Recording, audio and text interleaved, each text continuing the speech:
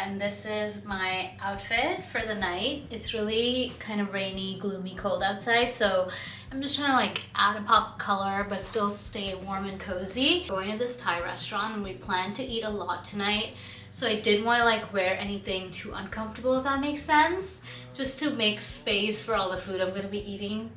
But one of the ways I think I get myself out of a slump is by forcing myself to meet friends, but not just any friends. I specifically pick out friends that are low maintenance and people that fill my cup and recharge my social battery versus drain it, because I'm typically an introvert and I do need to recharge alone. It's one of those kinds of situations tonight. It is Sunday night, so I already have some Monday anxiety, Sunday scaries, if you will. And this should be a nice way to kind of, I guess, work through them. Really like my makeup today. I just put on concealer and some blush and lipstick and mascara. Didn't want to do much because I did have my acne clinic treatment today, as you guys saw. I wouldn't even prefer putting makeup on my face if I wasn't going out, but you get the point. Let's go have dinner.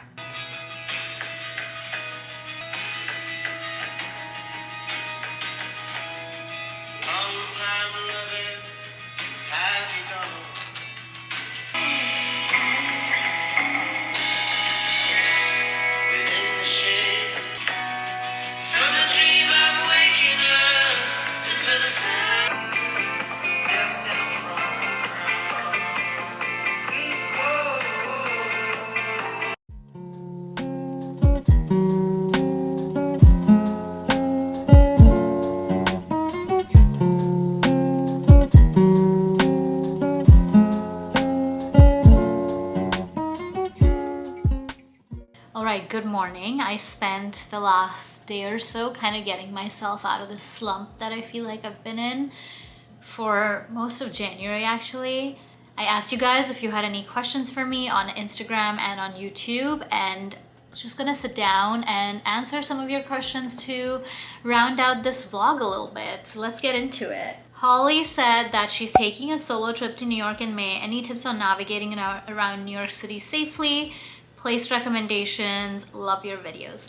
Thank you so much. So if this is your first time in New York City, I'm telling you, like, do everything, get out there, maximize your time here, do all of the touristy things. I'm sure you already know and have a list probably. On my Instagram, I also have highlights where I've saved down some of my New York City recs, including restaurants and cafes and such. So if you're into that, go take a look. There's also this account on Instagram that is called NYC for Free.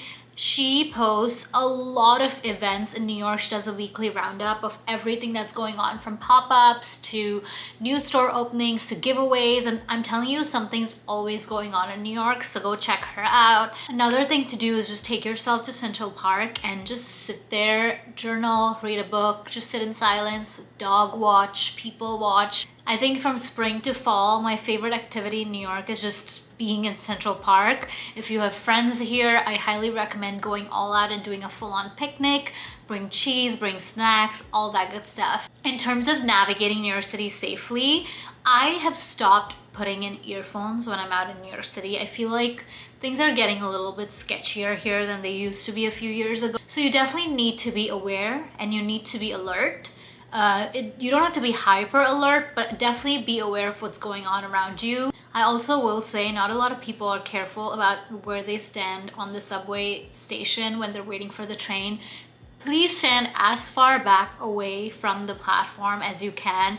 You never know when someone who's like not in their right frame of mind might decide to do something, and you don't want to be like close to the train tracks when that happens. So as long as you are aware of your surroundings, barring any crazy things, you should be fine. I've lived here for 6.5 years and I've never had any like dangerous situation. Try and avoid taking subways past like midnight if you can, and if you're alone, I think that should also keep you away from any, you know, sketchy situations that might happen in the nighttime. I hope you have so much fun in New York. It's gonna be chaotic, but in the best way, so be prepared. Someone asked for a dating update and someone else asked how I was doing in life in general, like career and everything. So I'm just gonna combine those two questions. I think the last time I spoke about dating was when I was just having constant disappointments. And so that kind of pushed me into a negative headspace, feeling burnt out and feeling just not physically okay with going on the dating apps, since that seems to be how we all meet people these days. And so I really haven't gone on a date since, I want to say, late November, early December. I'm not feeling ready yet. Maybe in February, maybe, you know, something might change, but for now I'm just feeling this resistance to going on the apps and this resistance to fully putting myself out there again, because I've just been met with some disappointments and I don't want to become cynical, and so I'm pulling myself back, taking some space before that can happen. In terms of how I'm doing in life in general, January has been kind of a tough month for me. There have been a lot of L's that I've taken, some disappointments, some unexpected things, and I sometimes like have this feeling, actually more than sometimes have this feeling, that I'm kind of lagging in life right now, especially on the personal front, because I see a lot of people making decisions. My friends have decided to leave the city. Like, a lot of my friends are moving from New York this year, and a lot of times it can feel like everyone else's lives are kind of progressing and moving, and I've just become stagnant and stuck because I'm ready to meet someone. That hasn't happened yet. I'm feeling stuck in my career at this moment for reasons outside of my control. I don't know if I've ever said this on YouTube before, but I'm feeling, and I have felt for some time now, done with New York. Maybe I just need distance and space for a little bit to clarify that feeling, if that makes sense. But I have wanted to explore another city, probably somewhere in California, for a very long time now, and over the last year or so that feeling has kind of intensified. There's all these things I want to do, but there's also all these factors in my life that are not aligning with the things that I want in my life at this moment. I'm not saying that that's never gonna happen. So every day I have to give myself a pep talk and tell myself that everything that's meant to be is gonna come my way in one way or another, and my job is not to figure out the how. My job is just to ask, and it'll happen when the time is right. And so kind of been dealing with all of those feelings, and it's a little bit of a complicated web at this point. But right now there are some good days and there are some not so great days. So overall, I'm doing good. Could I be better? Absolutely. But I think my time is coming. Someone on Instagram asked me if it is possible right now in the US to get visas after, you know, coming here for your master's or for your degree, post your student visa essentially. And I get this question a lot. I have people reaching out to me on LinkedIn all the time, people who've decided that they want to attend LIM college, which is the college that I went to, and are asking me what the job opportunities and the visa opportunities are after the student visa period kind of ends. I want to say that I wish there was a straight answer to this. There really is not. 2023 was a very tough year in the US for the job market in general. 2024, there are some people that's saying that it's going to continue. Some people are saying it's going to turn around. So we don't know yet. But at this point, if you are deciding to come here, I would definitely have a backup in mind. Anything can happen, so you definitely might find someone who wants to sponsor your visas. It is a little bit difficult in the fashion field from my experience in the last 5-6 years here.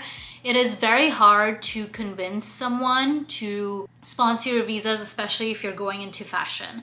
But in other industries, in tech, in fintech, in, I don't know, software, all of these industries, it's actually fairly easy to have companies understand first what the process is like, because that's the biggest barrier in people in fashion not wanting to sponsor. Like, they just don't know enough, and they don't have the resources or don't care to invest in the resources to learn. And you're not going to have that barrier if you're going into a bigger company. If you want to come here, go to LIM. If you want to be in fashion, it can happen. Never say never. but it's not a straightforward answer. It is a little bit difficult. The job market is tough. There have been a lot of layoffs, and so a lot of people are in the market looking for jobs. So it's very competitive.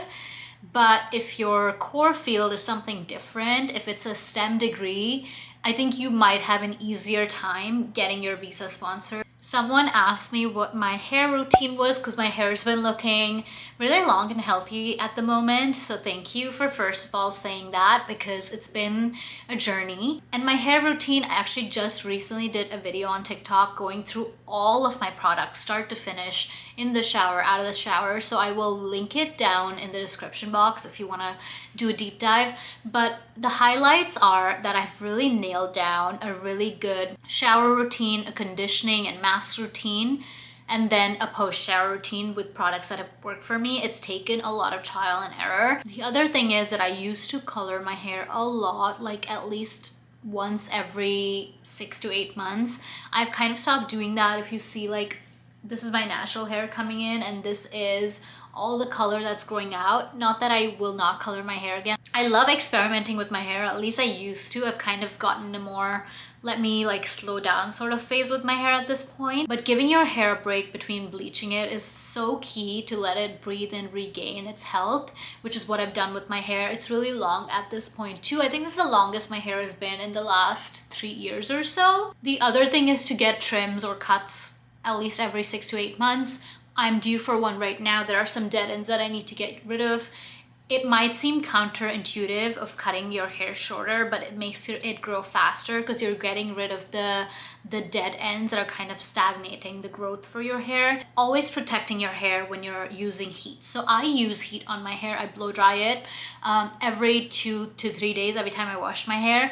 But I have a pretty solid post-shower routine of a heat protectant and then following it up with like an oil to seal in all the moisture and not have frizz and things of that sort. So always protecting your hair before you subject it to heat also helps your hair kind of retain its health. That was a wide range of questions, so thanks for all of that. I'm gonna end this vlog here. I hope you guys have an amazing February.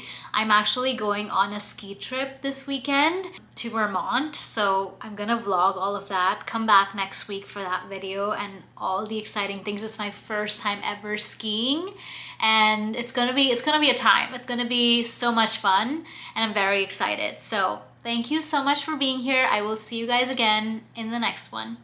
Bye.